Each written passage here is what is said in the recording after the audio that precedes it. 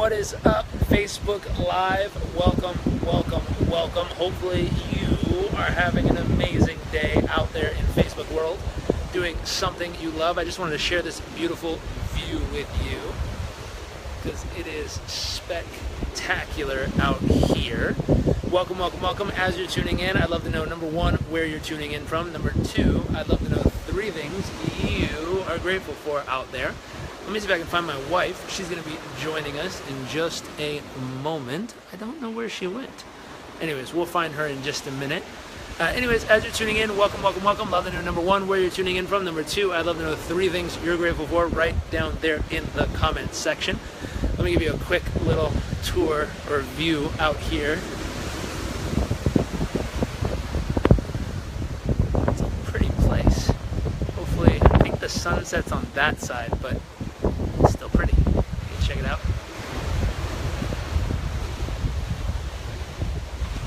Hey, the moon's out. That's cool. Scott from Toronto, nice to see you, sir. Welcome. Nicole, hey, nice to see you. Welcome, welcome, welcome. As you're tuning in, love to know, number one, where you're tuning in from. Number two, I'd love to know 3 things you are grateful for. I'm going to pop in here and see if I found my wife. She's going to be joining us in just a moment. Let me see if I can find... There you go. A nice view back there. Let's see. Julie, hi from Chicago.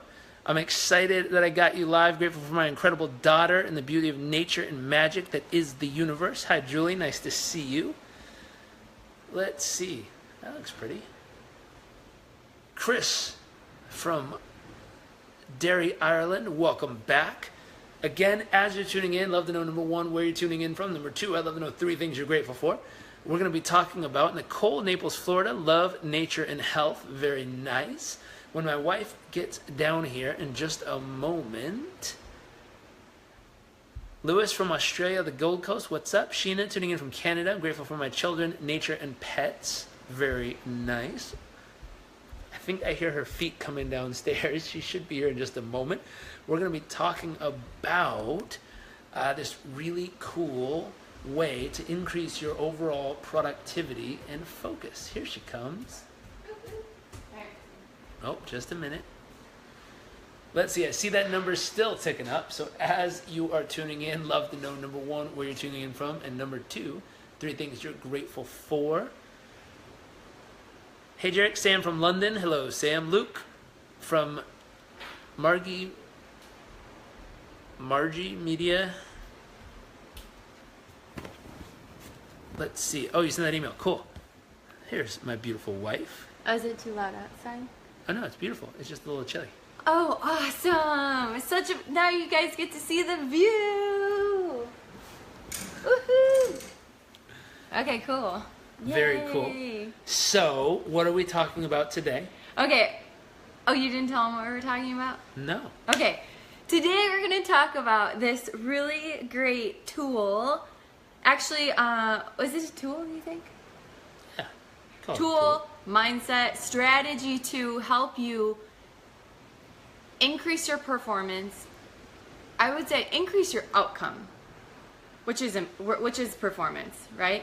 So increase your performance, your productivity, your outcome, be able to get more out of every project or greater return on the energy or effort that you put into your projects, your work, your life to get, to make more of it. Is that right? Do you agree? I agree. Okay, sorry. So here's what's interesting. We're reading a book right now called Essentialism, and one part of the book that's very interesting. I wanted to ask a question before we got to it. Are you going to give it away? No, go ahead. Oh, okay. Sorry. Okay, so what we're talking about today is something that's going to help you guys. Thanks for tuning in.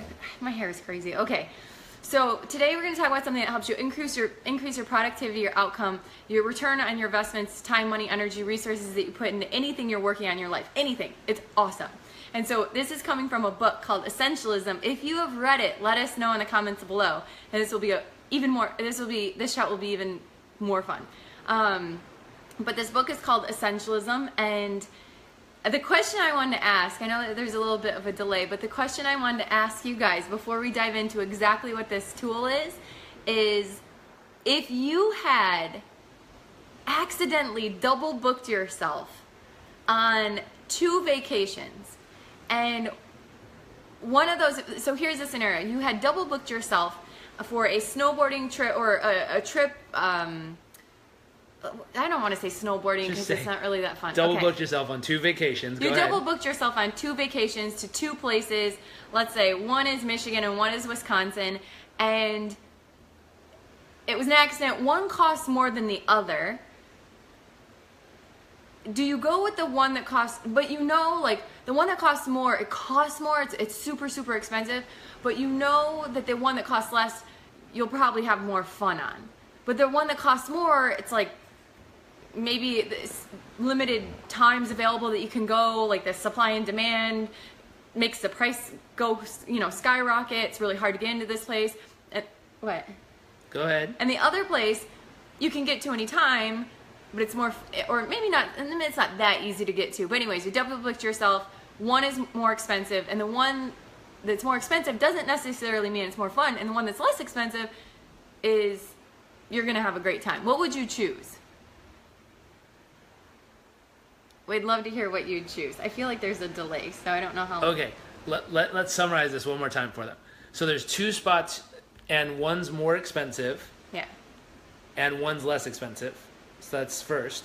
The second is the one that's more expensive you can get to anytime you want.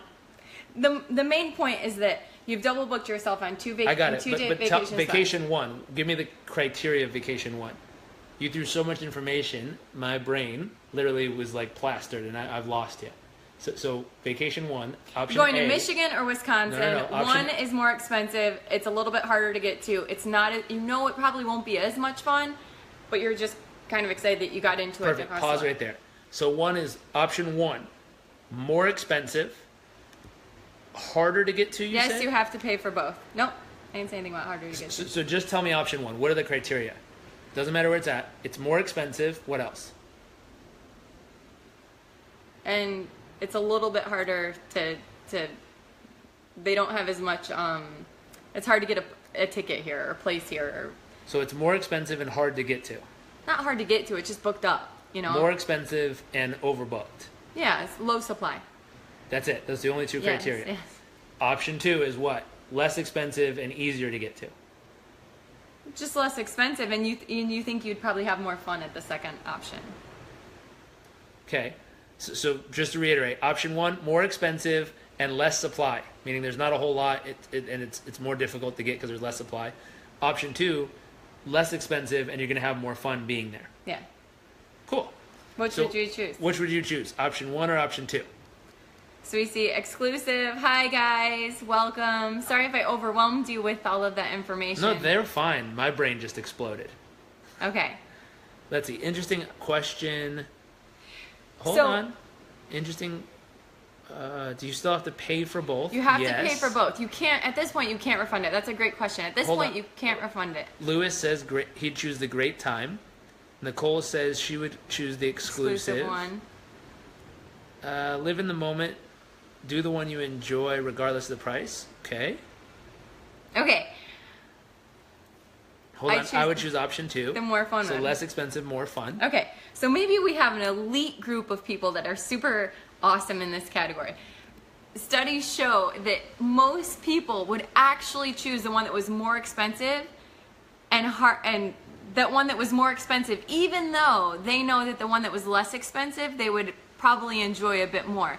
And the reason why is because we have this lifelong narrative that we must not waste. We must not be wasteful. And so, like, even as kids, right? Like, don't waste it, don't waste it. Oh, you're being wasteful.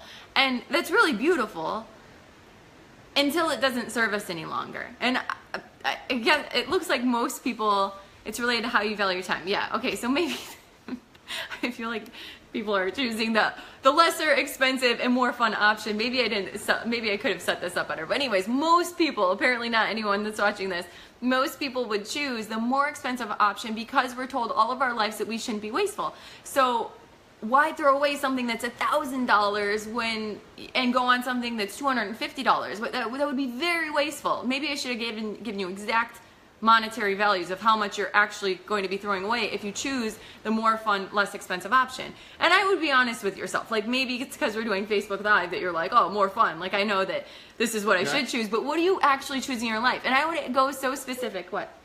I think it's also the community that we talk a lot about happiness and how important it is over monetary things or over things.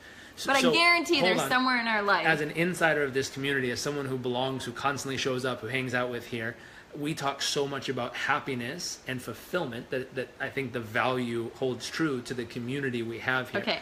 So hold on one second. As a community, if we looked at the rest of the world who likes watching and if you watch the Kardashians, there's nothing wrong with you, but most people watch the Kardashians, think getting a bottle at the club is the coolest thing, who are trying to, the way they find a good relationship is figuring out who blows the most on a table at a nightclub, like the most ridiculous stuff, at least to me, because it's stuff that doesn't really matter. But that's what they value. They value what shoes you wear and what outfit you wear and what car you drive and stuff like this. And don't get me wrong, lots of people on here strive for great stuff like that. But I believe that the community here, we focus so much on the fact that, like, getting that stuff's awesome. Nothing wrong with it. Highly recommend it. We drive a Porsche and we're here. Like, we like stuff. There's nothing wrong with it. But overall, we generally choose stuff that's more fulfilling and has more meaning and purpose to it. So as a community, I think those... Cool. Well, I guess I stick out because that really resonated with me. I was like, actually, I probably, like, if something were $1,000 versus $250, maybe it has been, maybe I'm one of those people that's like, it's been ingrained to me, do not be wasteful, do not be wasteful, do not be wasteful. I'll just be transparent and be like, okay, if everyone else chooses fun and less expensive. Hold on. I think by the way you framed it, because you just said more expensive and less expensive. If you were to say, hey, you book, and one is $1,000 and one is $200. That's a substantial difference, right? Exactly. If you were to say, hey, you've spent $1,200, you spent $1,000 on option A and $200 on option B, and you have to choose which one you're going to do, which one would you choose? I believe people might go, well, shoot, if I spent so much more on option A, I might as well do option A. You're right. So maybe I need to get better in presenting this question. Thanks, guys. Thanks, team, for helping me through that. So most people would select the one that is more expensive, and even if they know that they would have more fun on the doing the other thing, because we are born with this, we're told our entire lives not to be wasteful. And if that... So real quick, we have a couple people asking, does this have to do with time? It's so many things. So this applies to time, energy, money, resource, like a wild number of... So let's tie it into time for it, because that's what we titled it. Okay, so here's an example in work. Let me... Okay, so we'll start with work. So, sorry, you threw me off. So this, again, going back from like you've purchased this ticket to even going to places in your home where you might be holding on to something. And so one really beautiful analogy that they gave, or maybe it was research, I forget, was that if you owned like a glass, or like let's say a blender for that matter. Most of us own blenders. So we'll say a blender, and what you would perceive it being worth, and this is called the endowment effect, what you own you perceive to be worth more than things you don't own. Thank you, Nicole. Thank you. Oh, you're doing great. Thank you. Thank you. So the endowment effect is the idea that we value things, or we perceive things as a greater value when we own it. And it can be owning things in material objects. It could be owning things at work in terms of projects. It could be owning things that we volunteered for and said we'd show up for. And so that is the endowment effect. And we value those things far greater when we own them versus the things we don't. And a great analogy would be, or not even an analogy, it was research actually that they did. And it was, people would perceive that, if they own this blender, it was worth, let's say, $50. But what they would be willing to buy, same blender, if they went to purchase it, they would, and you ask them, what would you be willing to pay for this? They would say, 20. literally, that was like the ratio. They used, I think, in a glass as an example. It was 5 versus 2. $5 if they owned it. That's how much it would cost for them to like let go of it once they owned it. Versus if they bought it, they would only be willing to spend 2. And we do this so greatly in work. And so one thing I really loved from this book in Essentialism today was that where are we doing this in our life? In terms of projects, and it brought it right back to work. So with projects, whether it's the deadlines that we put on it, or the amount of bandwidth we're putting towards, or energy or time for that matter, or the things that we volunteered for, sometimes we get so caught up in it and we see it as far more important or far more valuable because we own it, versus if we didn't own it, we wouldn't be willing, we actually, from the outside looking in, we would be like, it's crazy. It's not worth that much time, energy, money, effort, resources, or whatever. And so a great way to kind of snap out of it and get more, thanks, Maria. I tried to cut them. I felt like I was all over the place again with it. I just am processing this. So, you know, when you've just learned something, you're like, wow, that's so huge. You kind of have to process it before you share it. Still clearly working through that part. So thank you for bearing with me. So the idea was that the way to snap out of it and get more return on our investment, so to speak, would be to pretend you do not own it. That you do not own the project, that you do not own the deadline, that you did not volunteer for that thing, and take a step outside of it. You do not own it, and then evaluate. What would I be willing to invest in it? What deadlines would I put on it? How much resource or energy or time would I be willing to put into it? And from there, you get a far greater idea of what is actually essential or worthy of your time. Because when you're too in it, you're too connected, and you become like emotionally attached, and you don't want to be wasteful or like, you know, go back on your word. You don't want to be perceived as a failure, versus taking a step out, pretend you don't own it, what's it worth, and then reassess from there. And that allows you to focus on the most essential things, which allow you to have far greater return on every minute you spend in the project, every resource of your team, or brain juice of your brain, or whatever. So do that, and I think that really helped. Can I throw an example in? This is a really brilliant topic, and you did a great job at explaining it. Zero-based thinking, Elaine says. Nice, absolutely. So something that's really interesting in this topic is I kept running into a frustration point where, let's say we would sign up to do a training for someone, or we would be asked to do an interview somewhere, and in my mind, I would have parameters of how much time, effort, you know, energy, preparation, everything it would take, and I would allot that amount of time. And every now and then, for most of them, they'd go absolutely smooth and fine. Every now and then, though, we'd get one where in my mind, I said, okay, I'm willing to allocate, let's say 4 hours total. So a couple hours of preparation, delivery for an hour, and maybe, you know, a little bit, half-hour follow-up or something afterwards. That's it. And all of a sudden, something will start to happen where, because I've said yes to this project, I'll start to get 1 email, then 2 emails, then 3 emails, then 5 emails, then 10 emails, then 15 emails, then 20 emails. And at some point, you can ask my wife here, I'll step back and I'll say, why did I say yes to this? You know what? I need to just say no at this point and walk away, because literally it's taken up too much space of our life here. And what's really remarkable about this thought process... And I just applied that same concept before I read it in the book. That's funny. What's really interesting, though, about this thought process... Because I was literally on the outside. Go on. What's really interesting about this thought process is, before letting that happen where all of a sudden we get upset or frustrated, choosing to put that limit on it and saying, hey, I'm willing to, and you gave me this thought process after you read the piece, which was, hey, why don't you put a time limit of like, hey, tell someone from the beginning, I'm willing to invest X amount of time into this interview, project, training, whatever. After that amount of time is up, we're done. So use it however you'd like, but as soon as it's up, we're out. And that way, all of a sudden, it becomes very clear of like, hey, I'm investing 60 minutes into your project. You can use that talking to me, you can use it emailing me, but as soon as the 60 minutes is up, we're done, and you used it. And all of a sudden, it becomes a very interesting prospect of saying, hey, we own our time, we value it, we know what it's worth, and we're not willing to let anything more than that go. Yeah. But let's think of it. That's one way to use this thought process. What's another way to use it? What's another way to use this thought process? Yeah. Of saying, so pretend like you don't own it. So if I tried to reverse that around and say, I'm going to pretend like I don't own my time, how would that work in this case? Or is that a bad example? The one that you just gave? Yeah. Well, I'm not sure I understand the question. So you just gave the scenario. How would you apply that? Yeah, so if I'm going to be an essentialist... I understand. Okay.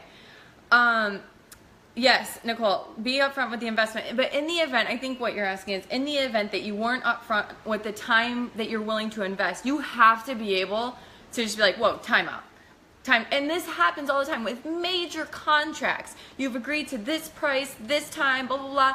And then one of the parties is like, what? Actually, no, this isn't working out. And they have to renegotiate the contract. It's not like you must just get through it. So what I think what you must do in that event, that you're already in it, you haven't spoke of the contract or the investment you're willing to put in up front, and then it starts becoming way more than you expected, is, call a timeout, and then just, for me, be super transparent.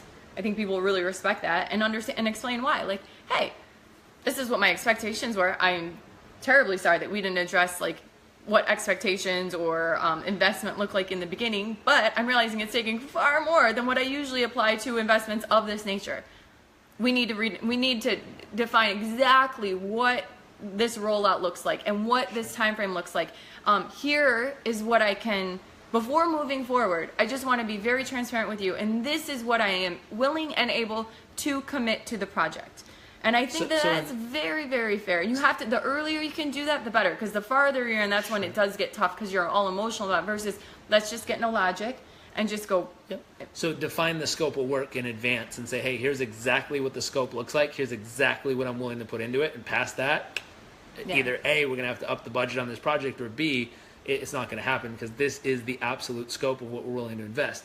Look, but if you're already in it, you still have to be able to call a timeout and take a step out. And I think that was the main, because if you do it up front, then you're 90% going to be okay. That 10% of the time that it still is more, you just have to renegotiate. And if you've never talked about it up front, and then you get to it and you're working with this, client, and it's taking up way more time, then you just have to call a timeout and say, actually. So let's keep going. So with the thought process of essentialism, it's learning how, and this is the other thing you talked about in the very beginning of the book, where you're talking about yesterday, which is the practice of, like you said, creating space to think, creating space to only focus on what's most essential. And you started doing this with us, because you were getting piled, my wife has this amazing ability where she came in and it was just me and a handful of people working, and she started wanting to help me create more space. So in her beautiful nature, she started trying to offload projects from me. And when she was offloading, our newsletter, this, she's pulling all this stuff off my plate of stuff I do every week, and all of a sudden she's putting them on her plate, and pretty soon her plate got piled so high that it became slightly overwhelming, and we needed to go hire, a handful more people. I think 3 more people. It's a lot easier. Hold on. And so that thought process of, in that she wanted to help so much that she brought on so much on her plate, and then, oh my God, wow, this is too much. So we hired a handful of people to come and help her with that. And what was interesting, though, is she started reading this book and she went, oh my God, this makes so much sense. Because what it talks about is the concept of becoming a consultant. So the story in the book, just to get you to this point, and then I'll throw it over to you. The story in the book is, the guy was working a job. He started to get overwhelmed with the amount of work that went into the job. And he was deciding he was going to quit and just go become a consultant because it was less of a headache. And he sits down with one of his friends, and his friend goes, before you do that, why don't you just approach what you're doing as if you were a consultant? And as a consultant, you only do that which you're paid for. You don't do everything. You don't go to every meeting in the company. You don't sit down and talk about everything. You don't talk about every part. You focus on the key piece you're here to be a consultant for, and that's it. And everything else is handled by everyone else at the team. So that process, share with how you brought that over to what we were doing with us, and how, if it's helped or not. Yeah, so it's helped a ton. How I brought it over was, I realized I was taking a lot of work off of Jarek's plate, because I was like, okay, there's only one Jairek Robbins, and he was doing a lot of tasks that like a handful of people, like really. I've never been called my full name by my wife. Yeah. Powerful. So there's only one person that can be him, but there are tons of people that could do some of the things that he was doing. And I saw it as like, that was like wasn't the most resourceful or efficient way to handle business, right? So I was like, okay, I'll take it off your plate and I'll help you do some of these things, right? And then hopefully down the road we'll get a team and then I'll train them on how they can do it.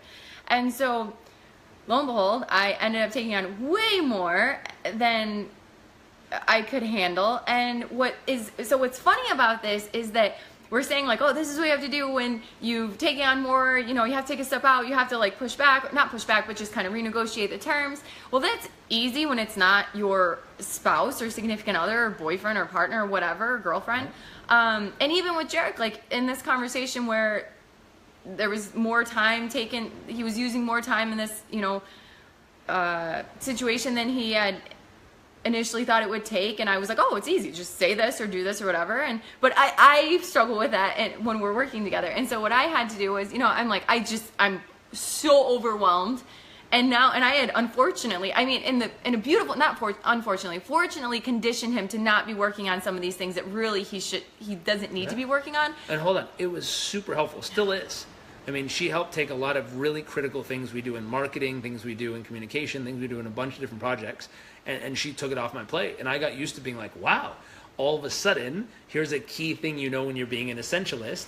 I had time to think. I have time to read a book. I have time, time kept opening up where all of a sudden, it's like, wow, I'm getting pieces of life back, and I'm excited to invest them in other things that are highly productive and have really powerful and strong ROIs for our clients, for our business, for our life, for everything else.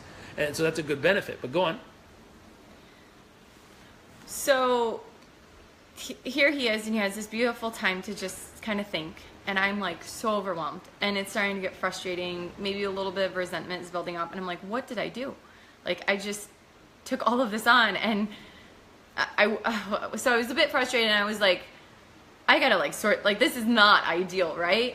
And so what I realized was in that moment, I've played a consultant role before, and I really had to start treating him as a consultant, where it wasn't just doing everything all the time, whatever he needed. It was the willingness to, be clear in, deadlines or deliverables or bandwidth, and not feel guilty about saying no. And I know even whether you are working together in business or you're not, just in a partnership or in friendship or in work, sometimes I know as women, because we're nurturers and it's that beautiful feminine energy, that saying no is sometimes very hard. And I would say, especially when it's it's your business and it's your partner.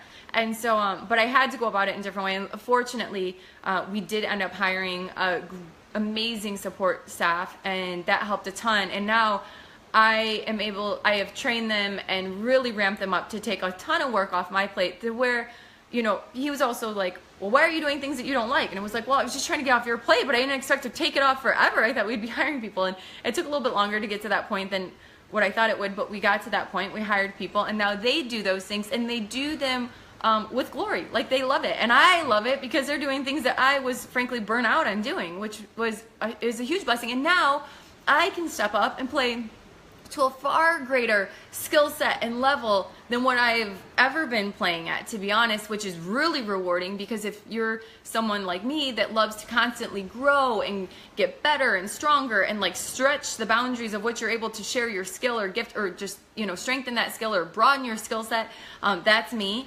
And so it's really helped me a lot be able to do that as well. So yeah, and I think now we're in a much better place. We're working more essentially.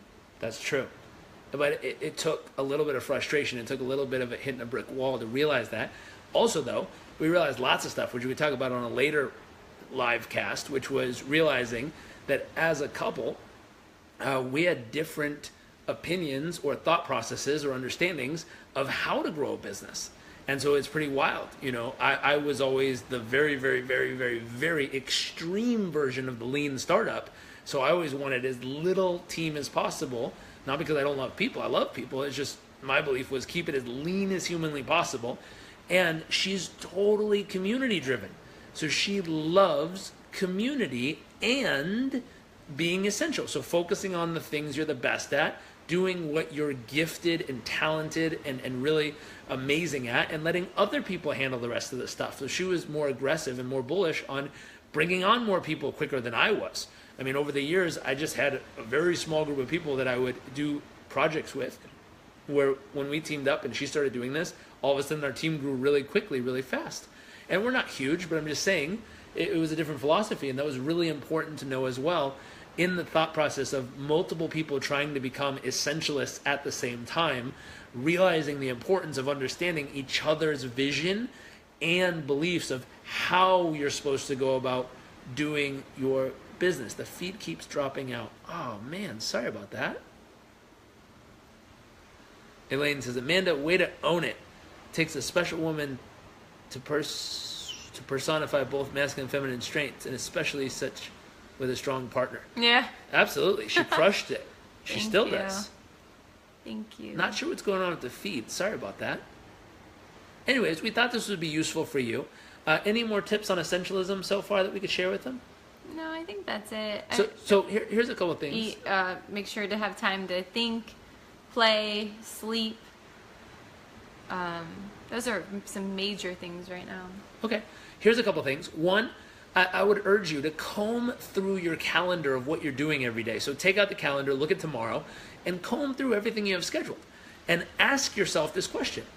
Is it absolutely necessary that I have to be doing that on my calendar? Is it absolutely necessary? Meaning, is there no one else on earth that can do it like I can?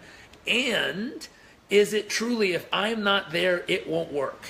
Because I guarantee there's some things that we write on our calendar, like meetings we go to, stuff we get involved with. I caught myself, because I was thinking about this, I caught myself doing it today. A good friend of mine invited me to be interviewed on something, a project she's working on, and she kept, her team was sending over like, please complete this form, please send over this. And I caught myself after the first time, no problem. The second time I was like, well, wait a minute. Why am I doing this? Our team can do this. And I'm not used to thinking that way. I'm used to just doing it all myself and being not essential. So I was like, wait a minute. Forward, team, can you please fill this out using this information? Thanks, I'm out. And I was like, wow, that's really helpful. Now our team will jump on it. They'll handle it. They'll get it done. And then boom, it's good to go. That's really cool. So one big question is combing through your calendar and saying, is there anything on here that's not absolutely necessary for me or you to have to be doing? And could someone else on our team or organization help with it? That's one thought. Another thought might be, are there any things I'm a part of, like a meeting I'm involved with or something that I'm scheduled for that I don't have to be part of? So in the book, he talks about, he started saying no to meetings that it wasn't essential for him to be there. He started saying no to projects that it wasn't essential for him to be working on. And instead of just being nice and having pleasantries of like, oh, of course I'll help. Oh, of course I'll be a part of it. He was like, no, I don't need to be there. It's not essential. Therefore, I'm not going to do it. And he started only focusing on the stuff that was absolutely essential. And it's amazing, he said, his productivity, his fulfillment, his love of the work, everything started to skyrocket overall. Any other tips on this? That's it. I think that's all for the night, guys. We just wanted to share that with you.